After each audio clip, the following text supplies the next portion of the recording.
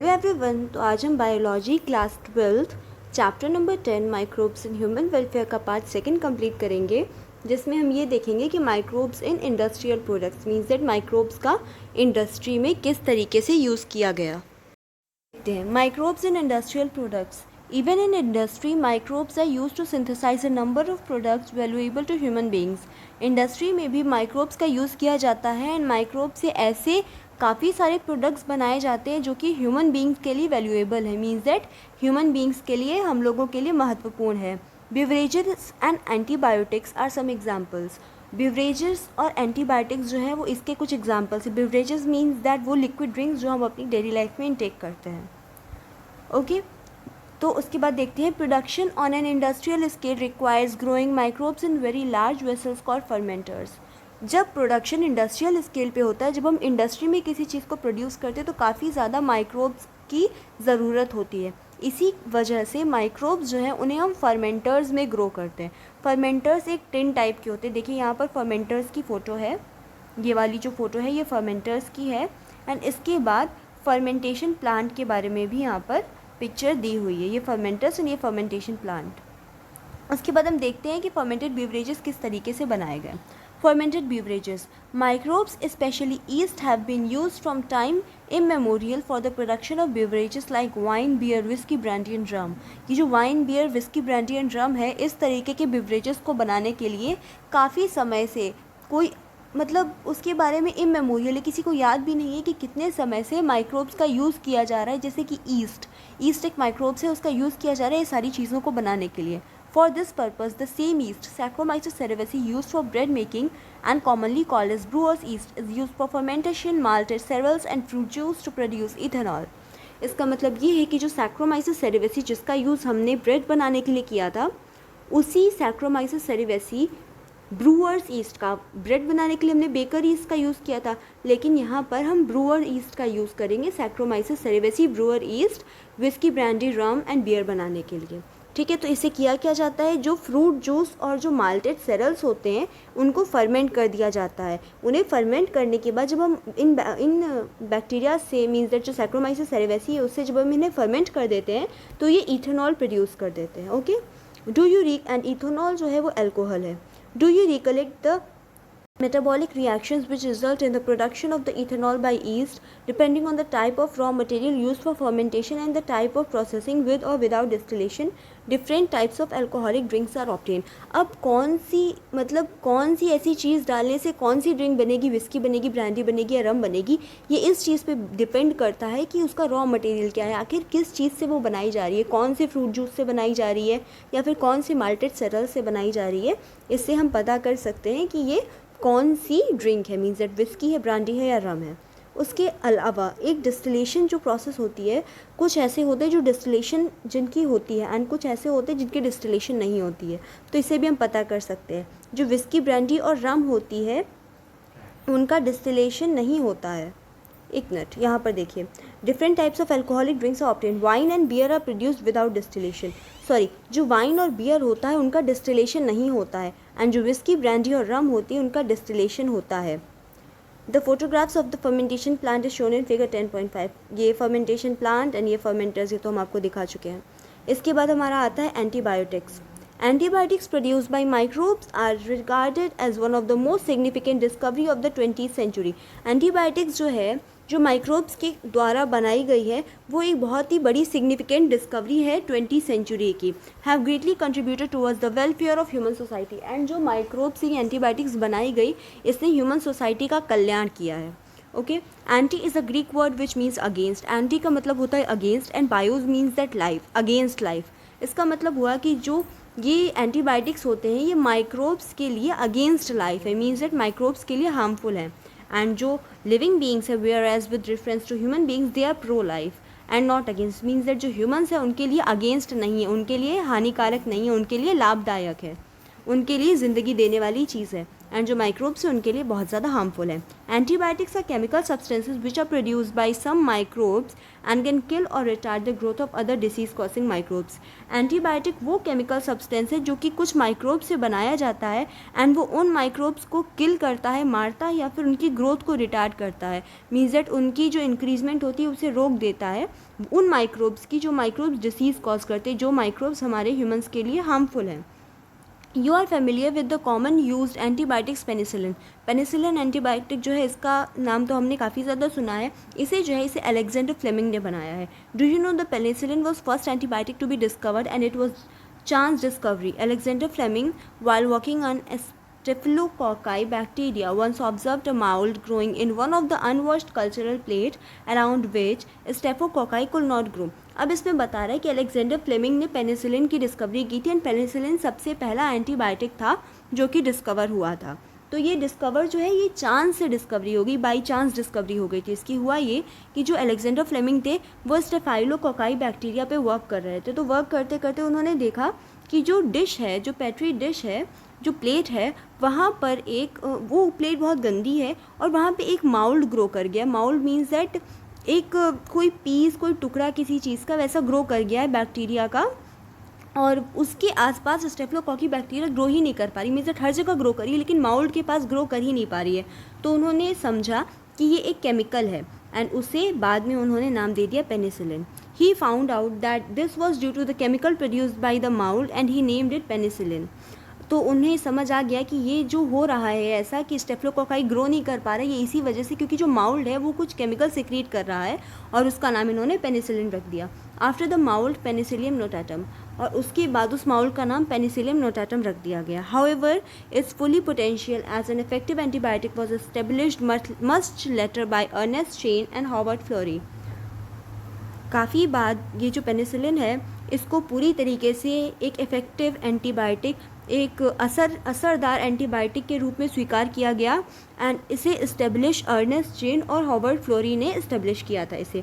This antibiotic was extensively used to treat American soldiers wounded in world war second. जो American soldiers जो थे, जो world war second में घायल होकर आए थे, उनको ट्रीट करने के लिए इसका यूज़ किया गया। एंड उसके बाद फ्लेमिंग, चेन और फ्लोरी, ये 3 साइंटिस्ट थे जिन्हें नोबेल प्राइज़ से भी अवार्ड किया गया था पेनिसिलिन की डिस्कवरी के लिए 1945 में। ईयर याद रखिएगा, 1945 में फ्लेमिंग, चेन एंड फ्लोरी को पेनिसिलिन की डिस्कवरी के लिए नोबेल प्राइज़ से अवार्डेड किया गया था।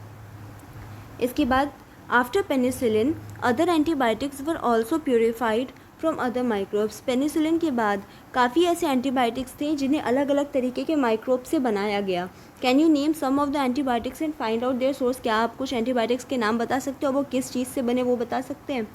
तो इसमें बता रहा है कि एंटीबायोटिक्स ने काफ़ी ज़्यादा इम्प्रूव किया है और काफ़ी ज़्यादा जानलेवा बीमारियों से हमें छुटकारा दिलाया, जैसे कि plague, whooping cough means that काली खांसी, डिप्थीरिया मीन्स दैट गलघोटू, लेप्रोसी मीन्स दैट कुष्ठ रोग, which will to kill millions all over the globe. ये जो बीमारियां थी ये मिलियंस ऑफ पीपल्स को पूरी दुनिया में मार रही थी और इससे हमें एंटीबायोटिक्स ने बचाया। Today we can't imagine a world without antibiotics.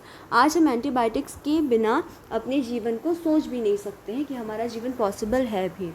तो हम इसके बाद देखते हैं chemical enzymes and other bioreactive methods. देखिए इसमें हम नॉर्मली पढ़ेंगे, उसके बाद हम इसे देख लेंगे कि क्या बिकॉज ऑफ ये पूरा जो टॉपिक है chemical enzymes and other bioreactive molecules, इसमें हमारा एंजाइम्स, ऑर्गेनिक एसिड्स, अल्कोहल और बायोरिएक्टिव मॉलिक्यूल्स के बारे में बताता है और इसमें हमें याद करना होगा। सिर्फ इसे समझने से कुछ नहीं होने वाला, इसे हमें याद करना ही होगा। तो मेरे पास कुछ टेबल्स हैं, उन टेबल्स को मैं अभी स्क्रीन पे दिखाऊंगी। इसे पढ़ने के बाद उसका आप स्क्रीनशॉट ले लीजिएगा और उसे अच्छी तरीके से याद कर लीजिएगा, आपको पूरी अच्छी तरीके से याद हो जाएगी, ठीक है। तो microbes are also used for commercial and industrial production of certain chemicals like organic salts, alcohol and enzymes. Microbes organic salt, alcohol और एंजाइम्स बनाने के लिए भी काफ़ी ज़्यादा हेल्पफुल होती हैं। Examples of acid producers. अब कुछ एसिड्स के बारे में हम बात करेंगे जो कि माइक्रोब से प्रोड्यूस होते हैं, जैसे कि एस्परजिलस निगर। एस्परजिलस निगर एक फंगी है जिससे सिट्रिक एसिड प्रोड्यूस होता है। उसके बाद एसिटोबैक्टर एसिटाई। एसिटोबैक्टर एसिटाई जो है ये एक बैक्टीरिया है, इससे एसिडिक एसिड प्रोड्यूस होता है। कॉलेस्ट्रीडियम ब्यूटालिकम, ये एक बैक्टीरिया है, इससे ब्यूटारिक एसिड प्रोड्यूस होता है। एंड लैक्टोबैसिलस, ये भी एक बैक्टीरिया जिससे लैक्टिक एसिड प्रोड्यूस होता है। ये आपको याद करना ही पड़ेगा, समझने से कुछ भी नहीं होगा। ओके, अब ईस्ट सैक्रोमाइसिस सेरेवेसी जो है, it is use for commercial production of ethanol. इसका यूज़ किया जाता है इथेनॉल बनाने के लिए। Saccharomyces cerevisiae yeast means the brewer's yeast का। Microbes are also use for production of enzymes. Microbes का एंजाइम के प्रोडक्शन में भी काफ़ी बड़ा रोल प्ले होता है। Lipase are used in detergent formulation that are helpful in removing oil stains from the laundry. जो लाइपेज है वो भी एक तरीके का एंजाइम है, जिसका यूज़ किया जाता है डिटर्जेंट फॉर्मुलेशन के लिए, डिटर्जेंट के फॉर्मुलेशन के लिए। और जो हम लॉन्ड्री में कपड़े देते हैं जिनके ऊपर ऑयल के दाग लग जाते हैं, ऑयली स्टेन्स लग जाते हैं, उन्हें रिमूव करने के लिए लाइपेज का यूज़ किया जाता है। You must have noticed this bottle fruit juices brought from the market are clear as compared to those made at home। हम लोग देखते हैं कि जो हम लोग फ्रूट जूस घर पे बनाते हैं और जो मार्केट से लाते हैं, तो मार्केट वाले जो फ्रूट जूस होते हैं वो काफ़ी क्लियर होते हैं, काफ़ी साफ दिख रहे होते हैं। लेकिन जो हम लोग के घर के फ्रूट जूस होते हैं उन्हें जब हम ग्लास में रखते हैं, कांच के ग्लास में, तो उसमें काफ़ी ज़्यादा पार्टिकल्स होते हैं, तो वो हमें क्लियर नहीं दिखाई देता। ऐसा क्यों होता है? This is because the bottle juice are clarified by the use of pectinase and protease. Because of जो बॉटल जूस होते हैं उनमें दो एंजाइम्स डाले जाते हैं, एक का नाम है पेक्टिनेज एंड दूसरे का नाम है प्रोटीएज। ये दोनों करते क्या है? प्रोटीन को डाइजेस्ट कर देते हैं। इसी वजह से जो फ्रूट जूस होते हैं मार्केट वाले वो ज़्यादा क्लियर होते हैं। उसके बाद streptokinase produced by bacterium streptococcus and modified by genetic engineering is used as a clot buster for removing clots from the blood vessels of patient who have undergone myocardial infractions leading to heart attack. अब बता रहा है कि जो streptokinase है, streptokinase जो है वो स्ट्रेप्टोकोकस हमारी एक बैक्टीरिया है, स्ट्रेप्टोकोकस, उसको जेनेटिकली इंजीनियरिंग की हेल्प से, जेनेटिक इंजीनियरिंग की हेल्प से मॉडिफाई किया गया है। एंड इसका यूज़ एक क्लॉट बस्टर की तरीके से किया जाता है। क्लॉट बस्टर का मतलब ये होता है कि जिन लोगों को हार्ट अटैक का खतरा होता है, खतरा इसलिए होता है बिकॉज ऑफ जो उनकी ब्लड वेसल्स होते हैं उनमें क्लॉट बन जाते हैं, उनमें जो खून होता है वो जम जाता है। इसकी वजह से उन्हें मायोकार्डियल इन्फेक्शन हो जाते हैं एंड उन्हें हार्ट अटैक का काफ़ी ज़्यादा खतरा हो जाता है। तो ये जो स्ट्रेप्टोकाइनेज होता है ये क्लॉट बस्टर की तरह हेल्प करता है। मीन्स दैट ये उस क्लॉट को रिमूव कर देता है, जिसकी वजह से जो पेशेंट है उसे हम बचा सकते हैं हार्ट अटैक होने से। एंड जो ब्लड वेसल्स होती है पेशेंट की वो नॉर्मल हो जाती है। ठीक है, उसके बाद हमारा आता है, ये तो हमने देख लिया हार्ट अटैक से बचा सकते हैं। उसके बाद अनदर बायोरिएक्टिव मॉलिक्यूल साइक्लोस्पोरिन ए, जो इसके अलावा एक और होता है इन्वर्टेज प्रोड्यूस बाय ईस्ट। जो इन्वर्टेज होता है वो ईस्ट से प्रोड्यूस होता है और इसका यूज़ किया जाता है शुगर को इन्वर्ट करने के लिए। शुगर को इन्वर्ट किया जाता है क्योंकि जो आइसक्रीम्स और जो कन्फेक्शनरीज़ में शुगर यूज़ होता है, कन्फेक्शनरीज़ मीन्स दैट जहाँ पर केक वगैरह बनते हैं, बेकरी, तो वहाँ पर जो शुगर्स यूज़ होते हैं वो इन्वर्टेड शुगर होते हैं। उसको इन्वर्ट करने के लिए इन्वर्टेज का यूज़ किया जाता है जो कि ईस्ट के द्वारा बनता है। उसके बाद हम देखते हैं बायोरिएक्टिव मॉलिक्यूल्स। यहाँ पर दो बायोरिएक्टिव मॉलिक्यूल्स के बारे में बताया गया है, साइक्लोस्पोरिन ए एंड स्टैटिन के बारे में। तो cyclosporin A that is used as an immuno repressive agent in organ transplant patient. जो साइक्लोस्पोरिन ए होता है वो इम्यूनो सप्रेसिव रिएजेंट के तरीके से वर्क करता है ऑर्गन ट्रांसप्लांट करने के लिए।